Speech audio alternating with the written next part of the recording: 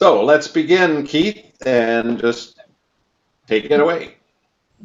Well, I'd like to welcome everybody to this presentation. It's nice to have you all aboard, and hopefully for those who've never ice fished or have any questions about it, I hope I can answer all of your questions. The first thing I'd like to do is let you know that the number one thing with ice fishing is safety. We don't venture out onto the ice until the reports from both the OPP, the Ministry of Natural Resources and Forests, operators of fish huts, and also friends that you might have in the neighborhood that actually measure the ice and go out and check to make sure it's safe. We don't venture on the ice until it is safe. So anyways, this is the first slide. Here's a picture of some of our fine jumbo perch fishing that we do off of Bayshore Village, which is in the background there. As you can see, we're not that far out from shore, and the depth of the water at that particular place is about 14 feet. For the jumbo perch, we find that they're kind of more in the deeper water, between 14 and 20 feet. If you go in shallower, you can get the smaller ones, but we like to get the bigger ones because after you fillet them, you want something left. So anyways, we'll just bump onto the next slide if we could, John, please. This is a little bit about myself. I have been fishing Lake Simcoe probably since when I was probably in diapers the first time I put a line in the waters here. For many years, we had a cottage on the west side of Lake Simcoe in Innisfil, before it was Innisfil of today, subdivision. And my grandfather had a cottage there, and I grew up on this lake, and it's amazing that I've turned around to retire on this lake, kind of a full circle, you might say. So over the years, I have fished quite a number of lakes in Ontario, inland lakes, Bay of Quinte area, Lake Simcoe, of course, Lake Couchiching, Lake St. John. So I've gone after a number of species, from basically speckled trout to lake trout to whitefish to pretty much anything that swims in the wintertime and is legal to catch. I've gone after. For 30 years, I was a tax assessor for the province of Ontario.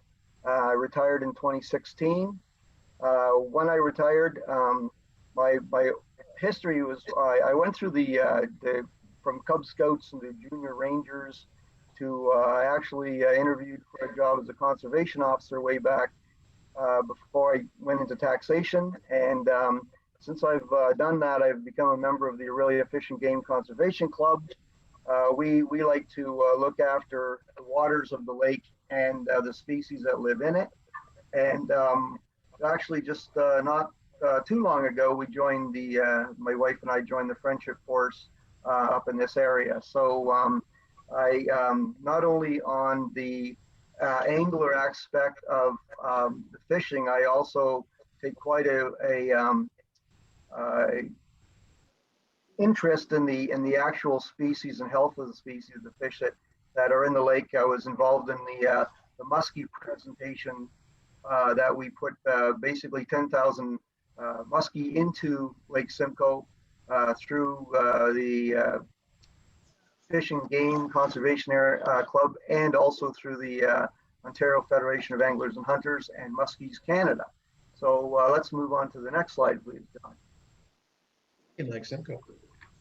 This is basically your fees for fishing license in Ontario.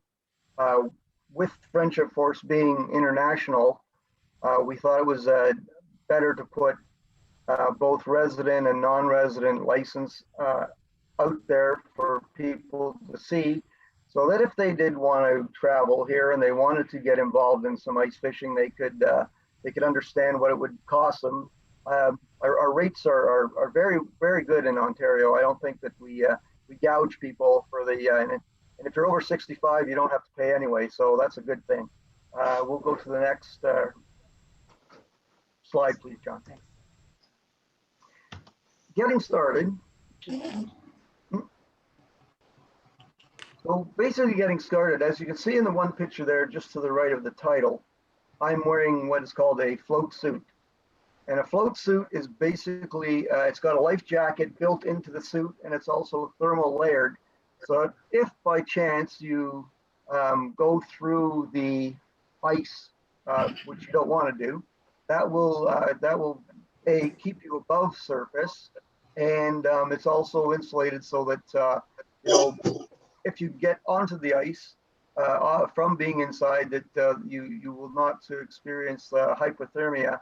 And basically, I think you can be 17 seconds in water below zero freezing before you become not able to move. So it's better to get up on the ice quickly as possible. At the bottom of the page is a couple of ice picks, which are part of your normal gear you want to take out there. It's a safety item, so that if you do go through the ice, you take the ice picks. You usually have them through your sleeves, and you have them hanging from your cuffs. So if you do fall through, you basically plant the picks and pull yourself up. Very important to have those with you when you go into the, if you by chance go through the water, which we don't ever want that to happen to anybody. Of course, form layered clothing, your base layer is very important, because one of the things I find is when you get out ice fishing, setting up especially, you tend to sweat a lot. You're thermaled up there, you're wearing all these layers of clothes, and as you're drilling holes and setting up huts, or walking out on the lake, or shoveling snow off to make from the holes and stuff, you do find yourself sweating quite a bit. So your base layer is very important, something that'll repel the sweat from your body, so you don't end up getting a terrible cold or worse. Of course, the snow boots are very important. Make sure that they have good solid tread on them. Some people use the strap-on ice picks that fit onto the boots. These basically slip on over your boot, which gives you good traction on the ice if there is no snow on top. And of course, waterproof is essential. And that's basically your attire for getting out there. Of course, a hat. I have a bag that I usually take extra hat, gloves, socks out onto the lake, because if you do get wet, or you do not want to be sitting out there in cold, wet, damp material. It just makes it for a very uncomfortable day. So we'll move on to the next slide.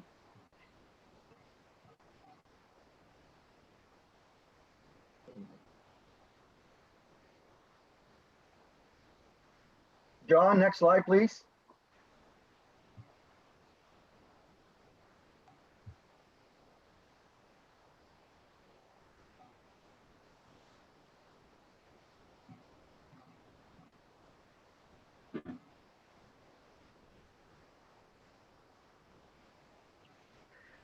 Okay, so equipment, as you can see, you can spend anywhere from, to get started, you can spend anywhere, if you want to go very cheap, basically you can buy a small sled, hand auger, and basically a chair and some fishing rods and a bit of equipment, and you can keep your costs to a minimum.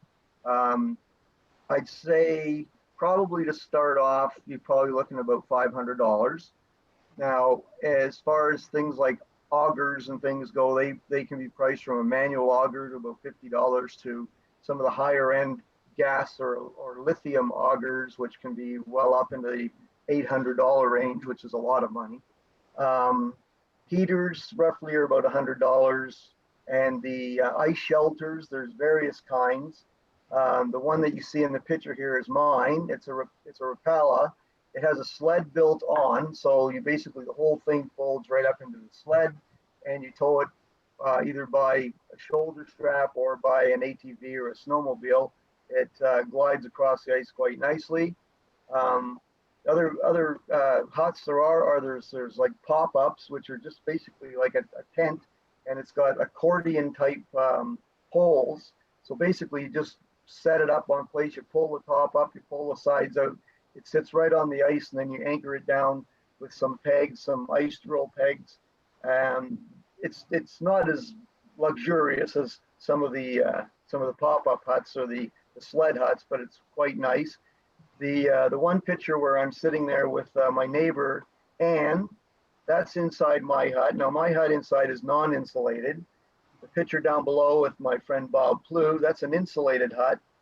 Quite a lot more money, but for him, he keeps his heat on low. I keep mine on high. We're about the same there. So we both enjoy our day out there, and it's amazing how inside the hut it can be minus 40 outside, and you're sitting inside your hut with a t-shirt on and a pair of your ski pants or whatever. But most times you're stripping down to be comfortable, because it gets pretty hot in those little shelters, because you got a really good heater, and they're propane powered, and you're just quite warm, quite comfortable. So it makes for a fun day.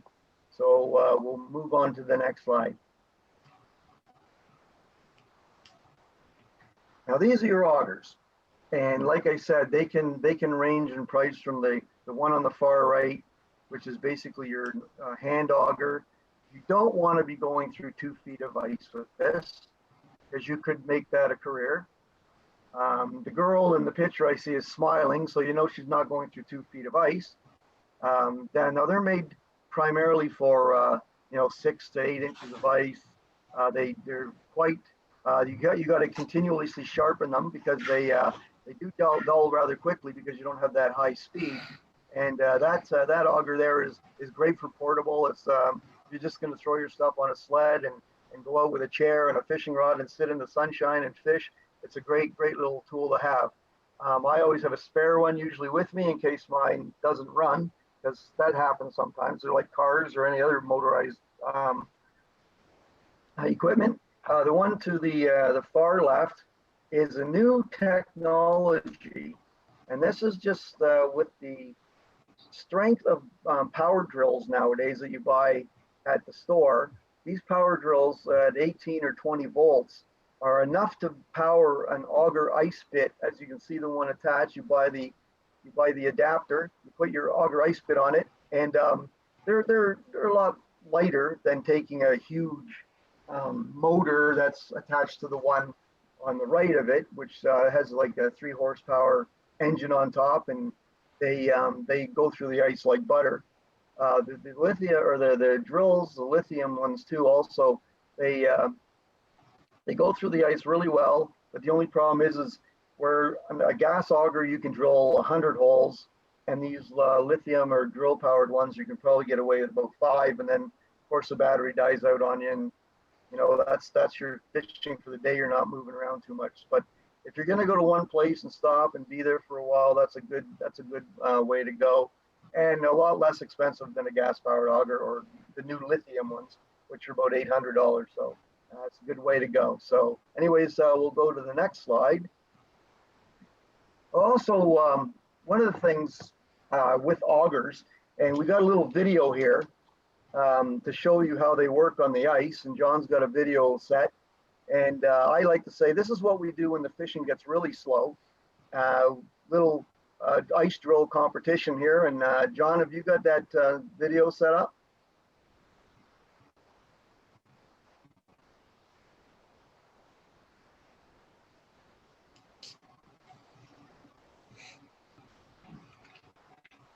Now this is actually a challenge of one ice auger against another to see which one's faster.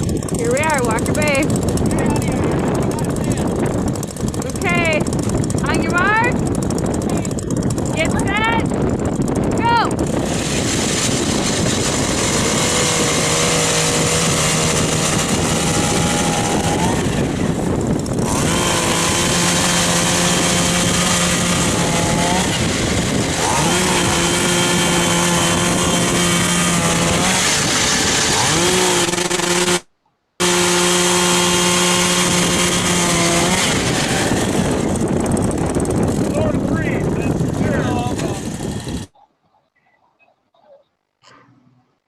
So, like I said, sometimes ice fishing gets a little boring. So what you can do is find inventive ways to humor yourself while you're out there.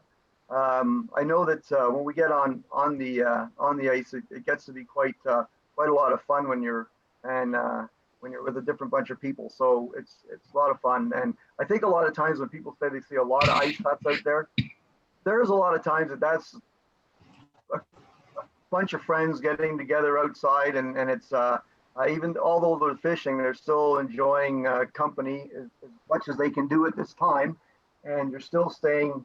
You know, there's a code in ice fishing: you don't park your ice hut next to the next guy. It always gives enough room so that you're not infringing on his so-called territory while you're out there. So that's not something you want to do.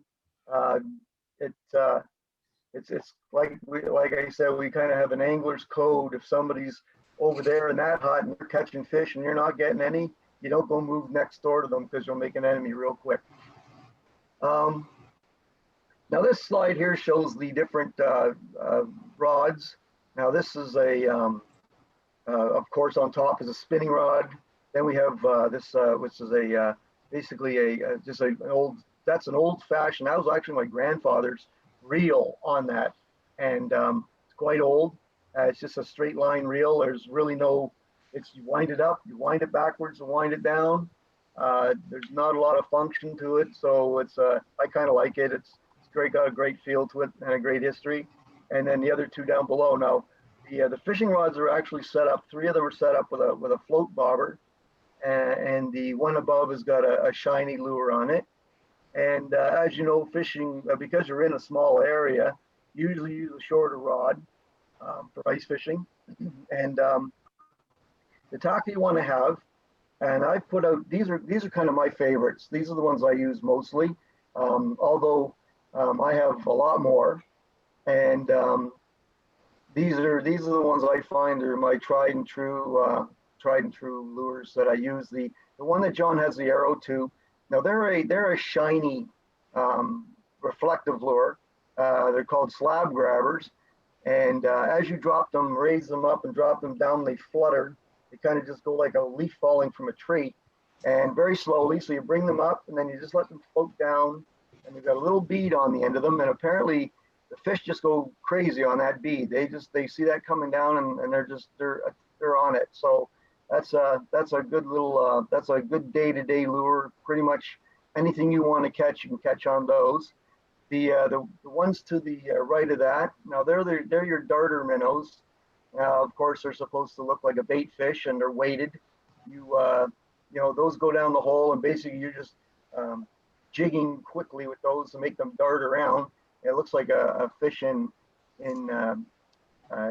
having a panic attack, and it attracts attention to itself, and the fish come in to go after that.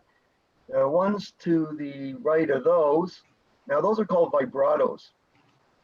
And vibratos, when you lift them, they make a vibration into the water. And as you lift them faster, they cause this vibration. Then you let them flutter back down. You rip them up again, and they vibrate again, and then they flutter back down. Now, that's my go-to whitefish and lake trout lure. I find that especially with the whitefish, in one day I caught 6 whitefish and 2 lake trout on the same lure. So that was the vibrato I used that day just out off of Strawberry Island, and I find them really quite good for the bigger species. The spoons, of course, which you're far left there, John.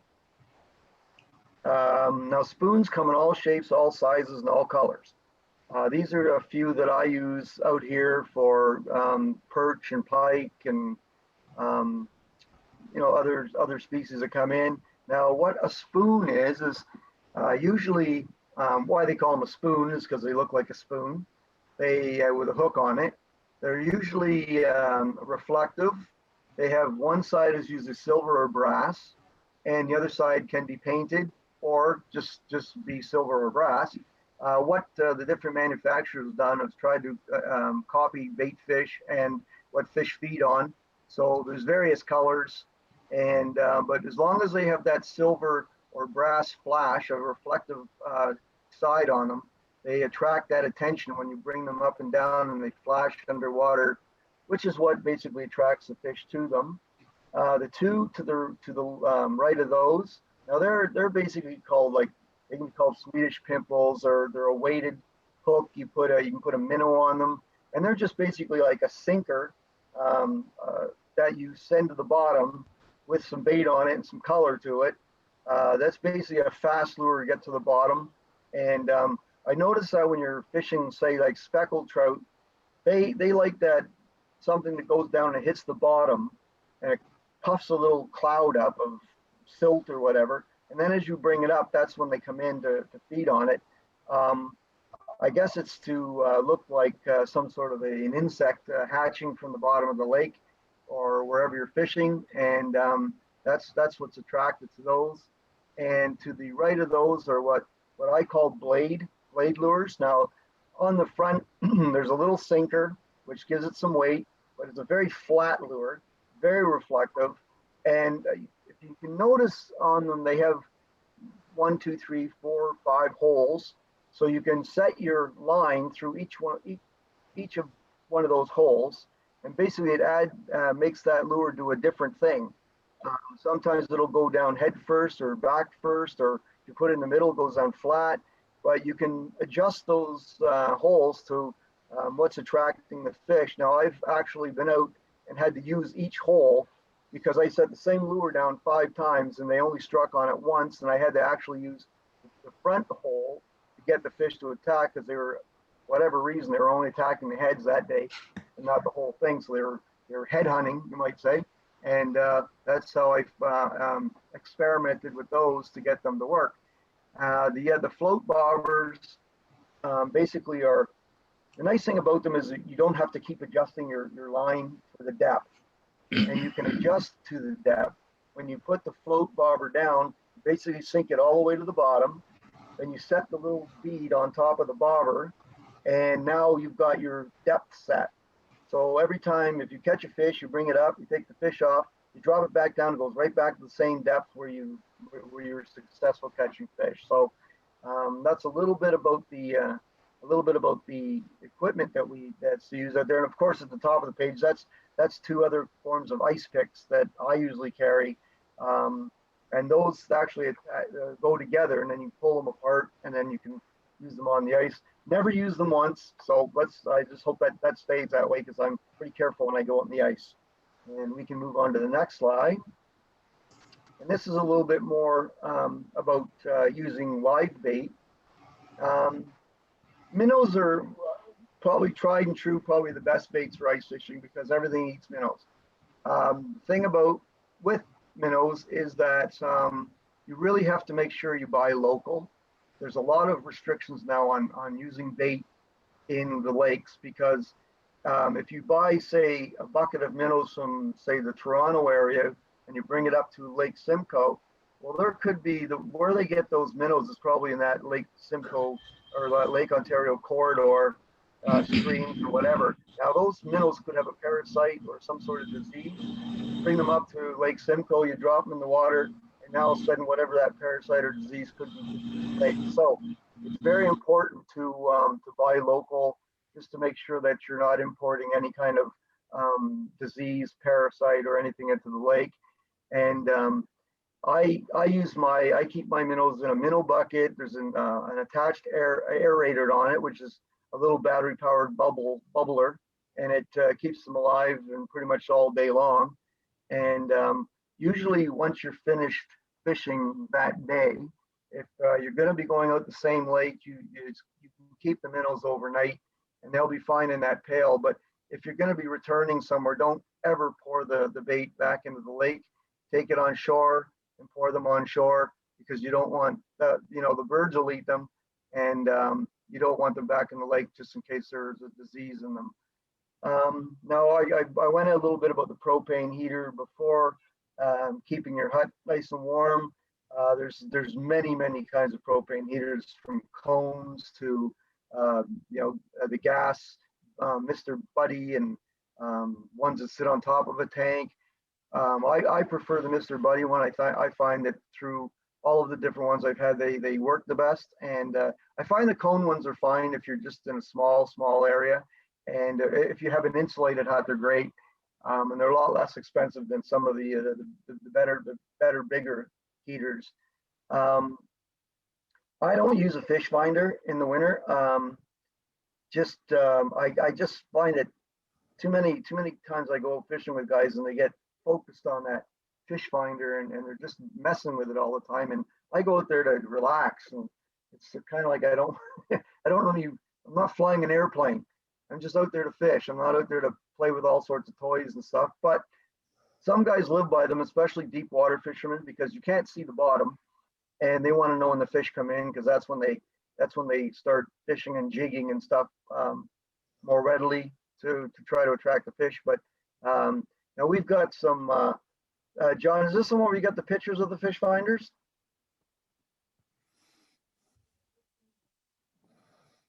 I just unmuted. Yeah, it's a little later on. Okay. And by the way, I've muted some of the people just because of background noise, and we'll unmute you later for questions and answers. But if you do have a question, just wave your hand. The of course, a thermos is I always take something warm out there, because there's nothing better than a nice cup of cocoa or some soup or something while you're out there, especially going to be out there for the day. Now, the portable potty, I have one. Not everybody does, because the worst thing you want to do is be out in the middle of the lake and cornflakes come in play. So, anyways, you some have them, some don't. I'm not one to want to leave when I get set up, so I have one in my hut. Cell phone, of course, well, that's a big safety feature nowadays, because in the old days, if anything happened out in the lake, you were basically having to be driving in or riding in to get the authorities to come out and help you out, or the rescue people. A cell phone is great. The other thing too is it has your navionics. You can get an app for navionics on your phone, which basically is going to give you what the lake underneath you looks like. And of course a cooler, because as you can see in the picture, it was just put out by one of the outdoor magazines that the best way to keep your fish fresh and cold is just to have a cooler with some ice in it and put the fish in. Some people throw them right out in the ice, and apparently that takes away some of the flavor. So now we're telling everybody to take a cooler out if you want to keep the good flavor in the fish. So we'll move on to the next slide. Okay, so now that we've got all of the equipment and everything else underway, it's time to head out on the ice. And as I said at the beginning, safety is the number one. So the first thing you do is you listen to research, your radio, your fishing clubs. Hut operators are very good, because they make a business on ice conditions, and they want to make sure that the clients that they're taking out to their rental huts are going to be safe. So they're good guys to know. And plus conservation clubs and that are around, you can get a good idea on the condition of the ice. Now I don't go on the ice unless there's at least 6 inches of ice out there. And the reason of that is, as we've had this year, we've experienced what we call pack ice. And pack ice is basically where you've got layers of ice. So you've got the wind is blowing ice floes on top of each other. So now you've got some sort of a jagged area where you've got ice overlapping other ice. And unfortunately, when you've got that and it gets covered in snow, you can't see the spots where there may be no ice. And so I guess the best thing to do is you go out there with 6 inches of ice, and you're going to be good 6 inches of black solid ice, and you won't have any problems. You shouldn't have any difficulties. I always carry a spud bar with me. And for those who don't know what a spud bar is, that to the right there, as you can see, it's a weighted chisel-like object. And as you're walking out, you use it to chop the ice, to make sure it's not going to break in front of you. And it's a good tool to have with you. The other thing too is, if by chance you do chop the ice and it does give way, you can turn the bar sideways, and all of a sudden you've got something to break your fall going through the ice if that happens. I've never had to do it, but I've seen videos of people that have, so it's a good thing to carry with you. Now, I take my cell phone out and I've got the Navionics app on it. And as you can see, to the right side there, now this is the bay where we live. Barnstable or Bayshore Village is just on the, I guess, where the pictures of the people are on my screen. And what it shows is the various topographies underneath the water and the depths. Now those lines are called contour lines. And the ones that are close together are showing you a steep drop. So basically it's going from 3 feet to 14 feet rather quickly. So it's almost like a cliff effect. Where the contour lines are more separated, you're basically looking at more of a stair step idea, whereas you've got down and a flat and down and a flat, down and a flat. And what I like to find is the deeper water. And I like to find out where you've got basically sharp drop-offs for contour lines. And the drop-offs are beneficial because the fish follow the bait fish that go kind of along those contour lines, and they chase them along there. And then a lot of times the fish in the deeper water, say the 14-foot level that you can see, we'll see the bait fish in 6 feet of water, and they'll come in to feed on them. And so if you're on those contours or you're on those drop-offs and the shoals and everything else, you've got very, very good area for luck. All of those little fish you see there in the thumbtacks are places I've marked for the various catches I've had. And the one that John's showing right now, that's the 12-foot, that contour. I caught a pike there, and the 14-foot I've caught whitefish in the wintertime, which is incredible, as well as that's where we catch a lot of the big jumbo perch that we get up on Lake Simcoe. So yeah, it's a great tool to have with you. And plus, one of the nice things about it is on the screen, it has a little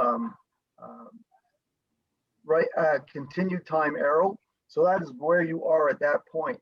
So if you're on your snowmobile or your ATV or you're walking and you all of a sudden a blizzard or a snow squall catches up and you can't really see where you're going, you can basically follow that arrow and get yourself back to shore safely. We'll go back into the next slide.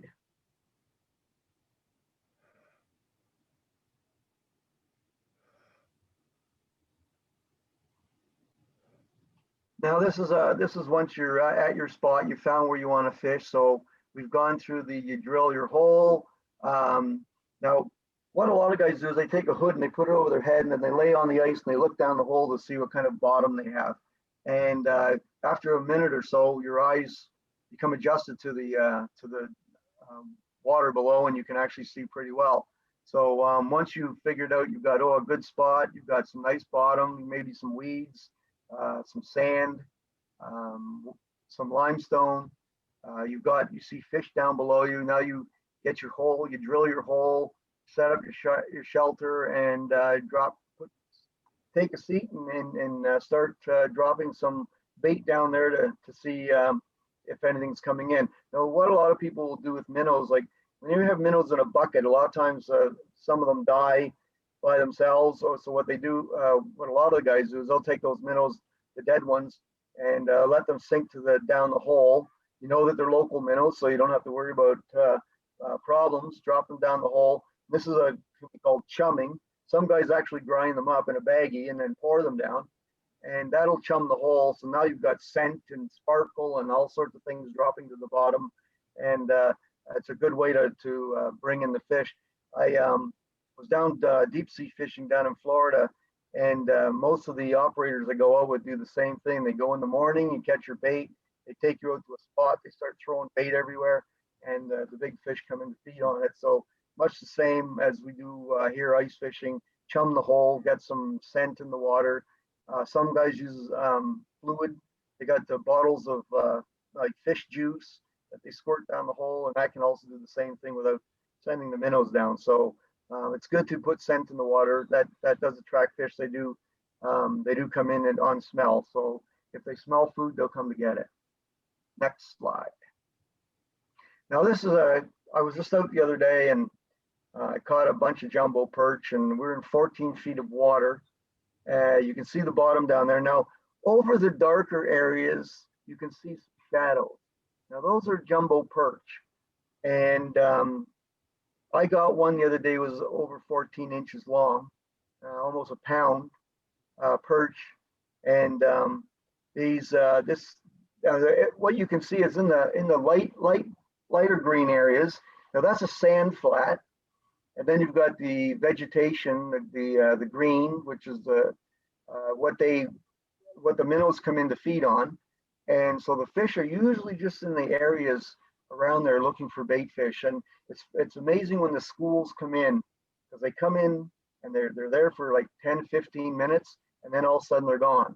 And then they come back. It's almost like they're doing a circle around the bay, just chasing the various the bait fish around. So they never usually in one spot for a long time, but they always seem to come back. So yeah, we set up all day, and that was the bottom below me for that day. So it was really, really good day. I brought in 20 jumbo fish that day.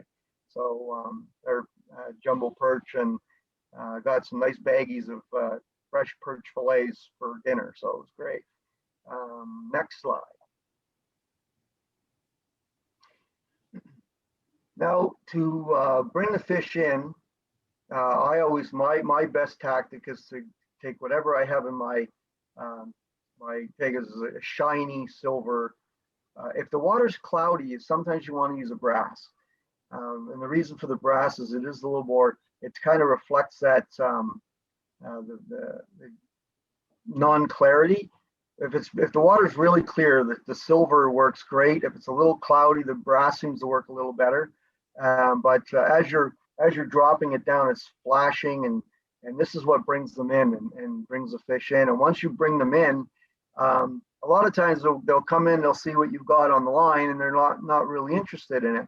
So it's usually great to have a couple of other rods sitting beside you with a different bait on it, whether it be a spoon or a blade or a darting minnow or a vibrato, and give them some other presentation. It could be drop down a minnow, you could be dropping down a tube jig, and you know, you basically find what they're going to bite on, and once you find that, then you're pretty much going to fill a cooler up, because it's amazing how one lure brings them in and yet another one catches them. So yeah, it's a good tactic to use, is anything shiny, the shiniest lure you got, usually in a spoon or a slab grabber, drop it down, bring it up, let it fall, bring it up, let it fall, bring it up, let it fall, flutter down to the bottom, lots of flash, and you know, within minutes you'll be noticing fish coming to your viewpoint down below you.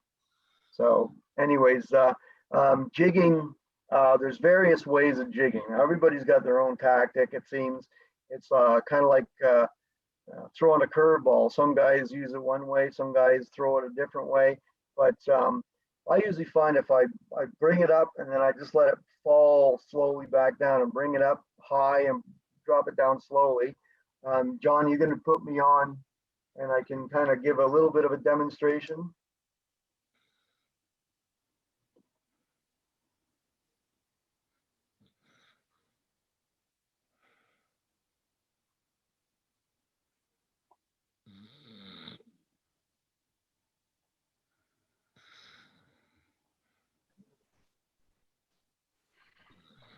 Can't hear John. No, I can't hear John either. Sorry. Yeah, go ahead, Keith. You're on speaker view. Okay. So if this pen was the end of my rod, so when I'm doing jigging, there's a high, like you bring it way up high like this, and then you just drop it, and that'll make the lure kind of flutter back down. Some guys do a quick flick like this, and then they go up, and then they let it flutter down. Then they do a quick flick like this. Some just like to have it drop to the bottom, and then just go like this. There's a quick little, let it stir up silt on the bottom. And that brings in a lot of, because the fish see that action going on there. There's some guys do a sidewards flick like this, which causes a whole different action on the lure. And I've actually seen guys do circulars like this. I don't know why they do that, but anyways, the one guy I know that does that catches a lot of lake trout. It seems to work for him, but there's so many different ways. And I think when you get, what I do is I'll try 5 or 6 different variations of my jigging to see which one is attracting the fish. Some of them you just lay it on the bottom and they come over to it and you just twitch it, just like it's dying, and then they scoop it up off the bottom. So uh, jigging is a lot of fun. I like doing different methods, and it kind of takes the boredom away after having a slow day. So anyways, that's a little bit of a demonstration of jigging techniques, you might say. And we'll go to the next slide. Oh, there we are too.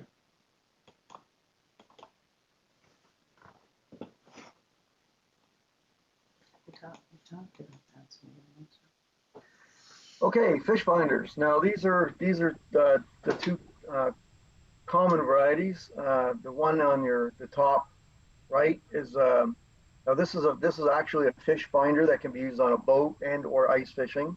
It's as you can see, the whiter areas is your water, and the yellow and orange area is your bottom.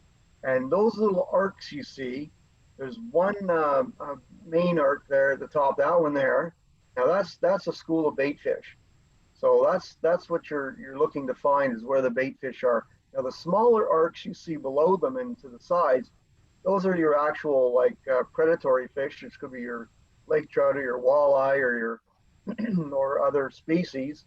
And so when you're looking at your graph or your fish finder, you want to look for that kind of action on the field, and that will tell you that you're in a good area. There's fish around, there's bait fish around, and you've got a bit of a structured bottom, which is not a bad thing. You notice around the hump, there's more more arcs around the hump. Fish generally tend to hang around these humps. Now I don't know, that could be for protection, or it could be a current in the water, and they sit behind the hump to basically break that motion. And it's also a way that they can attack their prey. The one down below is a flash or a graph. Now I don't use one of these, and I find it somewhat confusing because it goes in colors. If you can see on the left side of that graph, there's black and yellow and red and all different colors. Well, one of the two black, one is the bottom, one is the surface, and then anything in between that, yellow or red, is usually motion or movement of species. So you've got sound waves going from your fish finder that bounce off the bottom, and as they come back up, it's picking up objects. So usually when fish come in, your yellow or red will start, they call it a flash, or they start flashing, which means you've got fish in the area feeding in the scope of the cone shape of the sound wave that goes down. So then you know that there's something in the area, and that's where you're looking to start doing your jigging to get that motion on your lure to attract that attention. Now these are pretty. These are pretty expensive. You can spend a lot of money on one of these. There's low level ones, and but mostly to get a really decent one, you're probably about $300–400. And the one at the bottom is primarily for ice fishing. You can see it's got little trays in it. It's got a little pouch in it to keep it warm. It's got a battery already built in, so they actually work pretty good. The one on the top, you usually have to take a battery with you. Now, most people take a lawnmower battery or a ATV battery or something, because they're just not as big as a car battery, but they're still getting 12 volt, and they run on 12-volt systems. So it's a little less weight to carry out there or to sled out there if that's how you're going out. So we'll go on to the next slide. Now, if you're if you're using minnows, the best way to use the minnows, I mostly use a minnow on a float bobber, where basically I set it at a depth that I'm finding where the fish are. So if the fish are, say, 2 to 3 feet above the bottom, I can set that float bobber and have that presentation right at that level all the time. So the fish are coming down, are seeing that right in the area that they're feeding. Some use a jig head, which is a lead-weighted painted head with a hook attached, and they just basically hook it onto the minnow, put it down at the bottom, and jig with that. And it's yeah, that's I call that old school, because that's if a lot of times when you watch the fishing shows on Saturday, a lot of the guys that go to way up north, they're still using old school because I don't think the fish up there have seen all the weird and wonderful things the manufacturers have come up with to try to tease them into a bite with. So in many ways, that's using a minnow. I prefer myself to use, especially for lake trout. I like to put that all the way to the bottom, bring it up about a foot, and then let the bait swim around. And because the water's dark down there, and the lake trout, they'll find it if they can feel that vibration and then get that scent of the bait down there. Okay, next slide. Now these are your fish, winter fish I call them. You got your perch and your crappie. They like the shallow 10 to 20 feet, and great table fare. Probably my favorite is the crappie. I just think they're so tasty. If I get a good chance of getting crappie, I'll give up everything else to get them. Walleye, or if you go into a restaurant, pickerel in Canada. Now the walleye are basically they're usually in the same kind of water that they are in the summertime. So you're looking for this 10 to 40 foot weeds, drop off shoals. Lake Simcoe is kind of much like the Great Lakes, because a lot of people say, oh, there's no walleye in Lake Simcoe. But the MNRF tells us different. Now, what I was found out from an angling guide, one of the guys in our country club, or our fishing club, is the Lake Simcoe walleye are much like the Lake Erie or Lake Ontario walleye, is that they suspend. So in your Kawartha Lake area, the walleye tend to be pretty much on the bottom or a little bit near the bottom, whereas in the Great Lakes and Lake Simcoe, they suspend. They're about 30 to 40 feet down. And all they're doing is they follow around bait fish, school the bait fish, and the walleye are behind them or under them. And that's how you have to fish them in Lake Simcoe. If you're looking for a traditional way to fish walleye in Lake Simcoe, it's not going to work. But there are fish out there, and this is one that I caught. It was 12 pounds. Excuse me, and that was jigging at about 35 feet. So that's a nice size. That's a good eating size right there. Now, of course, walleye you will see in a lot of restaurants. It's a very popular fish for table fare. A lot of people really enjoy it. The northern pike, of course, they're much like the northern pike in the summer as they are in the winter.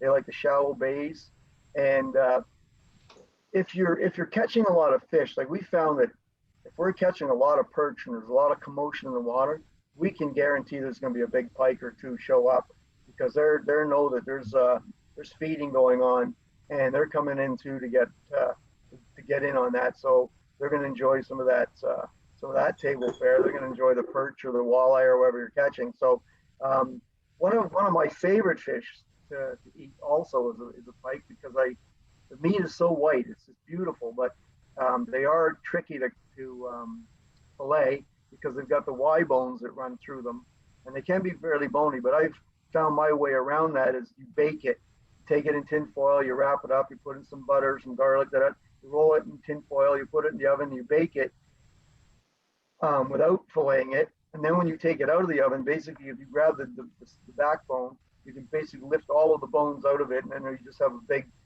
nice big area of meat there that's pretty much boneless. So that's a little secret way of doing it. Now the whitefish, I think most people that go ice fishing are looking for whitefish or lake trout. To me, they're not my favorite to eat, but they are.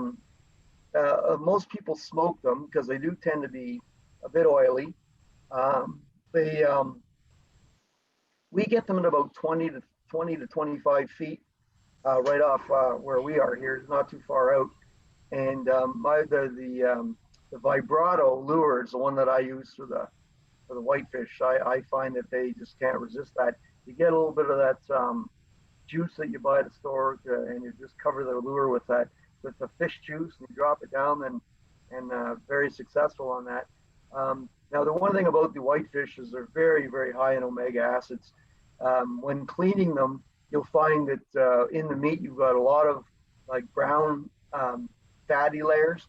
So all that you want to cut out, because it's just what that is nerve endings, like nerves, and you just cut that away and then get down to the regular meat. And some people smoke them, and but my wife and I, we don't like it smoked. We'd rather have it just in frying pan with some butter and cook it that way. And the next slide.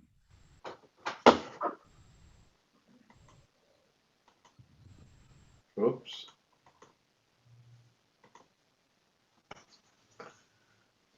Okay, so there's the lake trout, which is, I guess, ice fishing is a Cadillac of fish. Everybody that I know goes out ice fishing wants to catch a lake trout. My friend here, Dave, in the picture there, has got a nice one. That's a nice eating size. That was about 10 pounds, and just a beautiful fish to eat, almost like salmon. And the only problem is the really big ones you don't want to eat them. They're probably very old. They've been in the lake a long time. There's been a lot of reports on toxin levels being very high in the bigger fish, and I just don't think they have the taste of the younger ones. They're just better. I go with inland lakes for the brook trout, and if you find a nice inland lake with a good population of brook trout, you can have a great meal, and it's very, very good tasting fish. Rainbow trout, of course, you've seen them in supermarkets. They're quite popular. Not a big population of rainbow trout in Lake Simcoe, but there are some. I've never caught one here, but there are some, they say. Lake herring, of course, they're more of a bait fish, but if you get them a decent size, well, smoked herring, as you know, if you go to a restaurant, it's usually a very popular food, and they pickle them and everything else. The burbot, there's people that eat burbot. I'm not one of them. It's just not something that I have an acquired taste for. And the bowfin, I like to call them the freshwater tarpon. If any of you are Florida people, you know what a tarpon is. They're a great fish to catch, but nobody eats them. And the bowfin's very much the same. They're a prehistoric fish. So a lot of people don't know that, but they actually are dated back to the days of the dinosaurs, they say, and they haven't really changed a lot. They haven't evolved a lot, but you get one on a line, and you're going to be there for a while. They are a lot of fun, and they get massive. They can get up to 60 pounds. So they're kind of a fun fish to get on a line. But like I say, take your picture and let them back go. They eat a lot of carrion on the bottom of the lake, old dead fish and stuff like that. So they're a cleaner, and I believe as the burbot are, they take care. They eat a lot of the like fish that die and things like that. So they keep your lake fairly clean. Now, the one thing I've noticed about Lake Simcoe is in lake trout, whitefish, and the burbot that we have cleaned, we're finding a lot of zebra mussels in them. So the fish are actually eating the zebra mussels. Now they've got these Calais mussels, and they're eating those too. So I guess everything adapts. Like it's like the fish in Lake Simcoe have gotten bigger, and they're saying it could be the goby, the round goby that's in the water. They're very high in fat content. I know our smallmouth bass in the summertime are a lot bigger than they were when I was a kid. My son caught an 8-pound smallmouth bass just off Barnstable Bay here, and I've never saw an 8-pound smallmouth bass in Lake Simcoe growing up. And it seems that some of these gobies have come in that the fish are feeding on them and getting bigger all the time. And so let's move on to the next one. So here we are with my friend Eugene with his one of his feeder lake trout that he prepares. He's quite a chef when it comes to preparing game fish, and him and his friend Wayne there with a pile of perch. And of course, this is what you get. I think the top one's a trout, and John told me the bottom picture is actually perch fillets from a restaurant. So as you can see, it presents itself quite well for eating, and they are good for you. So I enjoy having fish at least a couple times a week. So, and we've got a great resource right here in front of us, or out from us. So it's fantastic. So here's our summary and our conclusion. If you want to get involved in ice fishing, and you want to know what all those guys are doing out in the huts, hopefully some of those questions have been answered. I know that John wants to try to arrange something through Friendship Force to get maybe some people from different areas to come and try Lake Simcoe for our fantastic ice fishing. It really is good here. And just the people that you have out there in the ice, and it's really quite an interesting community. And we all take care of each other out there. We make sure everybody's safe, and it's a good place to chat. It's another enjoyable winter resource to get involved in, as many too. And it's funny, a lot of people that go down south, and I noticed this year, probably as somebody was mentioning earlier, that it's amazing how many people now are out ice fishing, cross country skiing, snowshoeing, all this sort of. Well, the snowbirds are here, and they're here for this year, and I guess they're finding things they've missed in years and years of going to Florida. Not that they're missing the weather, because I would be. But anyways, just it's a wonderful way to get out. And I'm not myself ready for the Florida snowbird trip yet. I still play hockey, and I love to ice fish, and my wife and I love to skate on the pond, and we cross country ski, and we snowshoe, and all those fun things. So this is just kind of a great way for us to entertain ourselves in the winter months. And I thank you very much for listening to my presentation. And if anybody has any questions you'd like to ask, please feel free to ask. Yeah, so please take yourself off mute if you have some questions. And thanks so much, Keith. This has been really interesting, informative, and certainly, as we look at the evolution of our club, and we actually start having journeys and groups in, the club, Halliburton Highlands, actually every second year runs a global journey called a Winter Experience. And they do dog sledding and curling and different things like that to help introduce. And for Friendship Force, there are club-to-club journeys, but there are also global ones. So the people that come to that are from all in different parts of the world.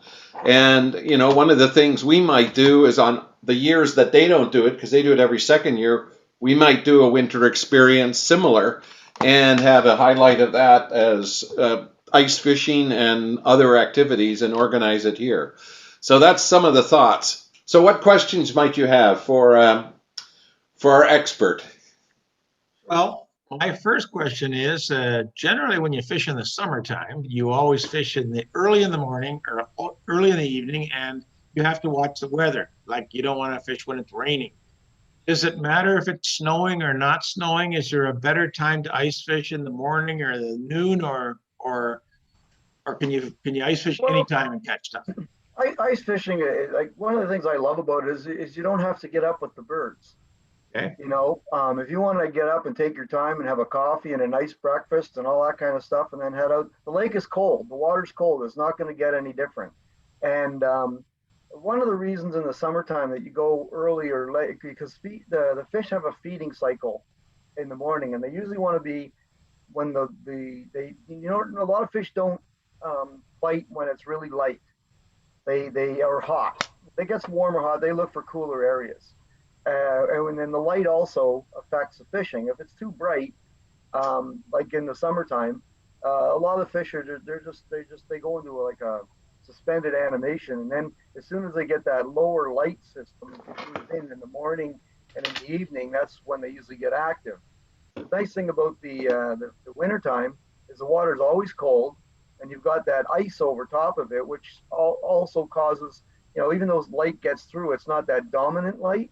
So I find the fish are they're active all day. I mean, I've gone lake trout fishing at 5 a.m.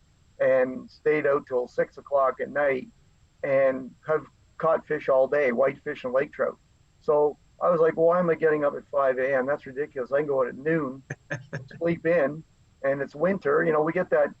I think it's a natural part of us is that when it gets wintertime, we want to hibernate a little bit. And I find that that's a good way of being able to go out on the lake without, you don't have to get up with the birds. You don't have to get up in the dark. Sleep in, have a nice breakfast, have a coffee, get your stuff together, and away you go. And then stay out till just dusk. Get in. If you're not too far from home, I usually stay out till just till the sun is just above the horizon, and then that's when I come in. So I don't want to be on the lake in the dark because you don't want to be unsafe. So that's my what I do, and I don't have any problem. I mean, like I said to one guy, he said, it's a fish. Do you really want to lose your life for a fish? So I have a question, Keith. Terminology. You called the burbot a dogfish. I thought you usually call those a ling. The bullfin is usually known as the dogfish. Yeah, that's one of those. Like if I were to question 6 guys around here, one guy would call a ling a dogfish, one guy would call a burbot a dogfish, one guy would call a bowfin a dogfish. I just think that like when I was at the conservation club and we had the poster up, it said burbot in brackets dogfish, and then they had the ling cod, which ling cod they call it, and then the bowfin. But the only one that had the in parentheses dogfish was the burbot. Oh, so yeah. that goes by an M&R chart. So Ontario fish call the bullfin a dogfish. So yeah. See, I've heard them called snakeheads. But there is a snakehead in BC that's confusing because that's one we don't want to get in Ontario. Yeah. Snakeheads. Yeah. So they're nicknames. It's kind of like when I get into the walleye pickerel. Like the proper term name is walleye, but I've never seen a restaurant that has walleye on the menu. They always pickerel. Americans, you like to use pickerel. Yes. I once saw a placemat. I had Morton and then Martha. Sorry. And then Jim. Go ahead, Mort. Okay. Thank you for the wonderful presentation. Well in depth and brought back a lot of good memories. Used to do some ice fishing a long time ago up in Lake Simcoe, but haven't been there in a number of years. So my question relates to if someone coming out now just for the day, what could one expect to pay one of these ice fishing rental ice fishing huts for the day? I think we went out 2 years ago, and for a half day was like $200, right? And there's full day, there's half day, and a lot of times the operators have that the prices aren't all like they're in competition. So some guys are more, some guys are less. It's pretty much you want to call around, but I'd say for about a half day, you're looking at about $200. Okay. And they transport you out to the hut. Great. They will supply all the equipment, minnows, yada yada yada, and away you go. So that's what you can that's kind of a good starting point. And you can be more or less, depending on the operator. Thank you. Okay. Then we had Martha and then Jim.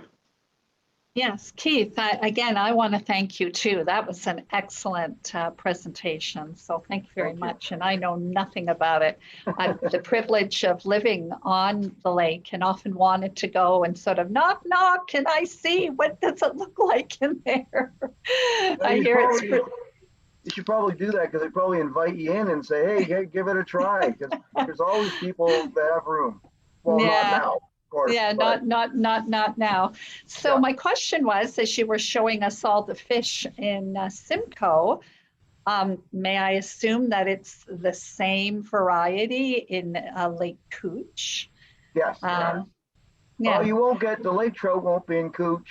Probably not the whitefish because it's just not deep enough. Oh, I see. Coochaching's fairly shallow lake. Now Coochaching does boast more walleye than Simcoe, and probably more pike. And both lakes have muskellunge in them. I know that we put a whole pile in through the Fish and Game Conservation Club, but yeah, there's no whitefish and lake trout and cooch. It's just too shallow. Okay. I also want to thank you for a new word that I've learned. You know, I don't really do Scrabble, but jigging sounds really kind of cool. So, it's probably in the dictionary. Thank you for that, because my impression of fishermen was like, you know, you put your rod in and you just sit back and you don't do anything. But it sounds like you're pretty active. Your arm, anyway, is pretty active. Moving it. Just leaving it there and letting it sit all day, you're catching nothing. Yeah. Okay. You got to work off that hot chocolate somehow, right? Yeah. Do you dance the jig? Dance the jig. Oh. And I have just one other question. It relates to ethics. Now, I know this is an unusual year with it being a pandemic, but when I'm walking Tuthope, I noticed twice minnows at basically dumped out at the base of the parking lot. And then I noticed on a bench, there was a bag. And when I looked at it closely, there were minnows in the bag. And I thought, gee, that's too bad, you know. And I was thinking, I guess people are trying it. Some people are trying it. And I don't know if they get a little bit of education on, okay, this is what you do when you're finished your day with the excess minnows. Yeah, a lot of bait shops, if they're are good bait shops, will say when you're done with these and you're finished with them, don't put them back. Don't put them in the lake.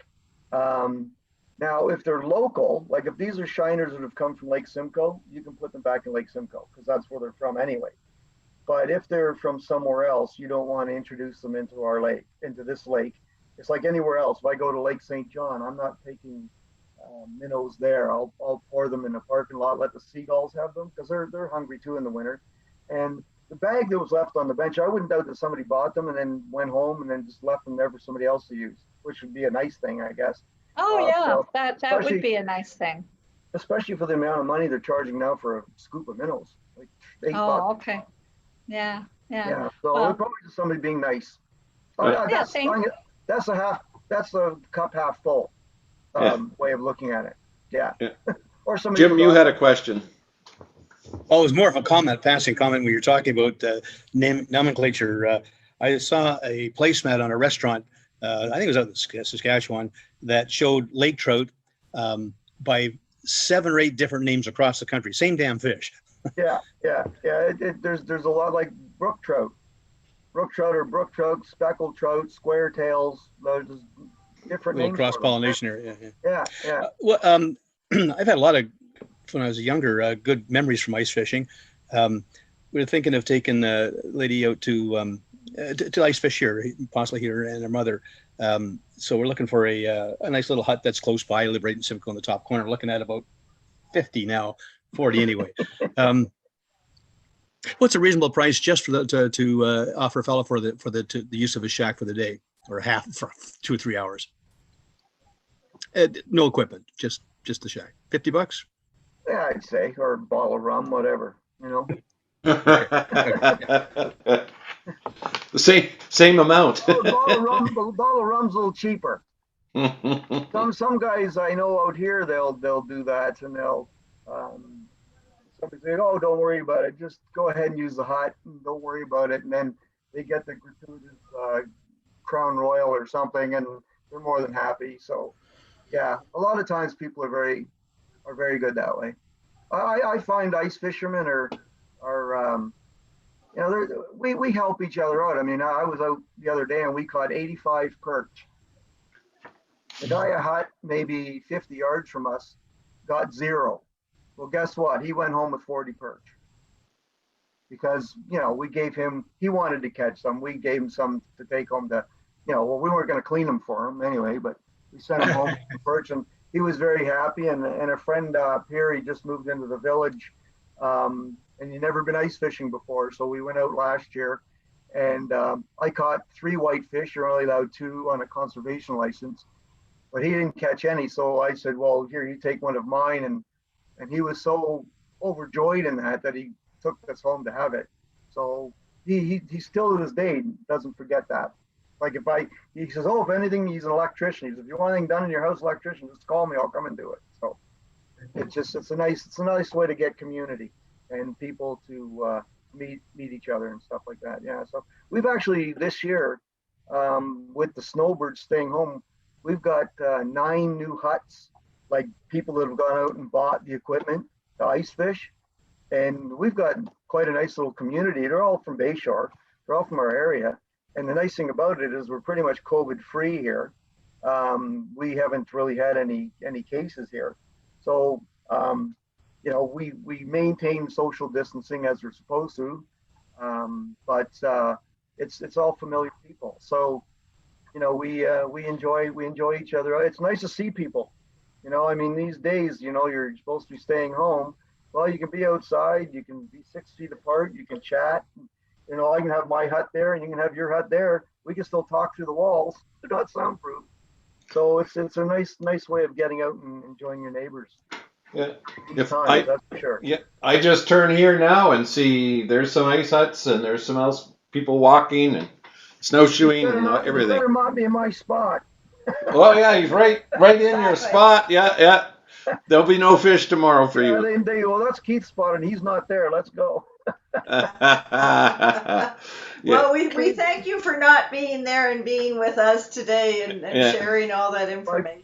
My pleasure. It's very, very nice to meet you all, for sure. Keith, I noticed you didn't mention Cisco, the lake herring. Herring was on there. There used to be a restriction on catching those in Simcoe. The worst, yes. And now I think you're allowed 2 lake herring, or Ciscoes, as you call them. They're tough to catch. I mean, if you can find a school of them, but they're constantly moving. Like they're like almost like yellowtails or jacks down in Florida. The schools just travel everywhere. So you got to fish them and suspended. Like they're usually only about 6 or 7 feet below the ice. And I've been sitting in the hole and all of a sudden just see them dart through. Now, if I had a fly or something like that on the line, I could drop that down and jig it, maybe get a herring or 2. I've caught some on small minnows just by accident, but they're just it's not a fish that I would say that people target because they're just so hard to catch. I mean, you're pretty lucky if you get one. And I have one more question about the mud puppy. Do you ever catch a mud puppy? I've seen them in the ditches, but I've never fished with them. They almost look like the goby. They look very similar to the goby that we've got in the lakes now. But a mud puppy is it's got the lung that can be amphibious. It's more of an amphibious fish. Well, it's a salamander is what it is. So if you ever catch one, I'd be interested in it. If you catch one, do you put it back in the water or? Yeah, I've never caught one. So like I said, the only place I've ever seen them is in the feeder streams and the ditches that go into the lake. Lake Kookaking, they sometimes catch mud puppies and they get kind of mangled, so they'll die anyway. I was hoping to get a mud puppy for my class to show them. Okay. You could. Who is he? I'm trying to think of who the M&R guy is around here, but he's probably a good contact to have, and something like that, because like you say, sometimes they get damaged and whatever, and he could probably be able to, like for an educational purpose. Oh, you know where? Sir Sanford Fleming. Sir Sanford Fleming College has an amazing aquatic biology department. And that's actually where we got our muskie for stocking Lake Simcoe. They grew the muskie from eggs. We got them from Gloucester Pool out the Moon River Basin area. And the reason we took the muskies from there was because they know how to live with pike. And because there's pike in Lake Simcoe, that you have to have a muskie that will live in an area that has pike with it, because it's a whole, apparently the pike that, or the muskie that come from that area, they're more, they stay still. And with muskie from the Kawartha Lakes, they're more of a fast moving attack fish like a barracuda. And the pike, when they see the muskies attacking, they'll go after the muskies and eat them out because the pike grow faster. So the Gloucester Pool muskies they live with pike, they're raised with pike, it's in their genetics how to live with pike, and they actually stay more still and calm. So only when they feed, they hit something and then they stop again, and then they stay motionless. So the pike, there's no attraction to them. And that's the ones we put in Lake Simcoe. We put 10,000 in, from basically Cook's Bay all the way up to the Narrows. So once again, Keith, we really thank you for doing this. And next year we'll get you back, but outside. Yeah. And we'll do part 2. Yeah, that'd be great. Part 2, the hands-on experience.